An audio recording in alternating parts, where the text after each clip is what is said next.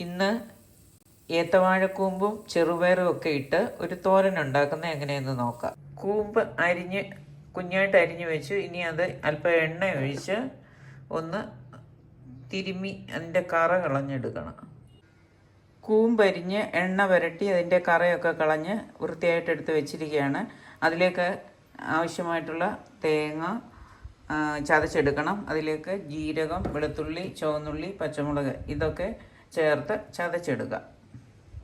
തേങ്ങ ചതച്ചെടുത്തോണ്ട് വന്നിട്ടുണ്ട്. ഇനി നമുക്ക് സ്റ്റൗ കത്തിച്ച് പാൻ അടുപ്പിലോട്ട് വെക്കാം. സ്റ്റൗ കത്തിച്ച് പാൻ അടുപ്പത്ത് വെച്ചു. ഇനി അതിലേക്ക് അല്പം വെളിച്ചെണ്ണ ചേർക്കാം. കടുക് ഇട്ട് കൊടുത്തു. ഇപ്പം അരിയും കൂടെ അതിൻ്റെ കൂട്ടത്തിൽ ഇട്ട് കൊടുക്കാം. ഇതിലേക്ക് വറ്റൽമുളക് ഇട്ട് കൊടുക്കാം. കറിവേപ്പില ഇടാം. അല്പം മഞ്ഞൾ ചേർത്തിട്ട് അരപ്പോടെ ചേർത്ത് ഒന്ന് മിക്സ് ചെയ്യുക.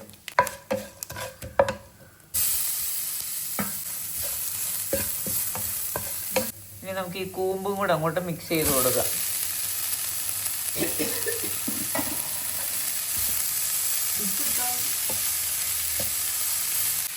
ഇതിനാവശ്യമായിട്ടുള്ള ഉപ്പ് നമുക്ക് ചേർത്ത് കൊടുക്കാം.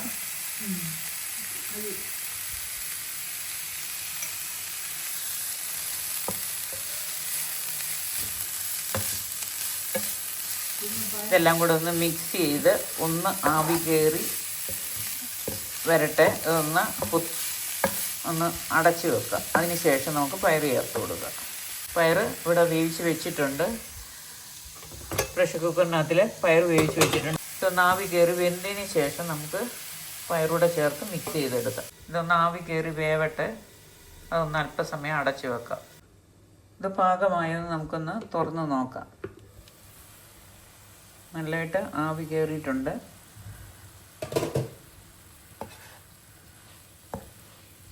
ഒന്ന് ഇളക്കിയിട്ട് അതിനകത്തേക്ക് നമുക്ക് പയറും കൂടെ ചേർത്ത് ഒന്നുകൂടി ഒന്ന് അടച്ചു വെക്കാം.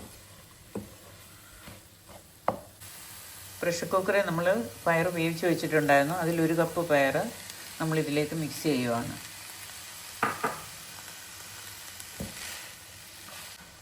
ഇത് നമുക്ക് പയറും കൂടെ മിക്സ് ചെയ്ത് അല്പസമയം കൂടെ ഒന്ന് ആവി കയറാനായിട്ട് അടച്ചു വെക്കുക. നമുക്കിത് പാകമായൊന്നൊന്ന് തുറന്ന് നോക്കാം. നല്ലതായിട്ട് ആവി കയറി അതൊന്ന് വെന്തിട്ടുണ്ട്. ഇളക്കി മിക്സ് ചെയ്യുക. ചെറുപയറും കൂമ്പും കൂടെ നല്ലതായിട്ട് മിക്സ് ആയിട്ടുണ്ട്. ഇനി ഇതെല്ലാം കൂടെ ഒന്ന് യോജിപ്പിച്ച്, ഓൾറെഡി കടുക് വറുത്താണ് നമ്മൾ ഇത് തോരൻ വെക്കാനായിട്ട് തുടങ്ങിയത്. ഇനി അതിൻ്റെ ആവശ്യമില്ല. ഒന്ന് ടേസ്റ്റ് ചെയ്ത് നോക്കാം. എല്ലാം പാകമാണ്.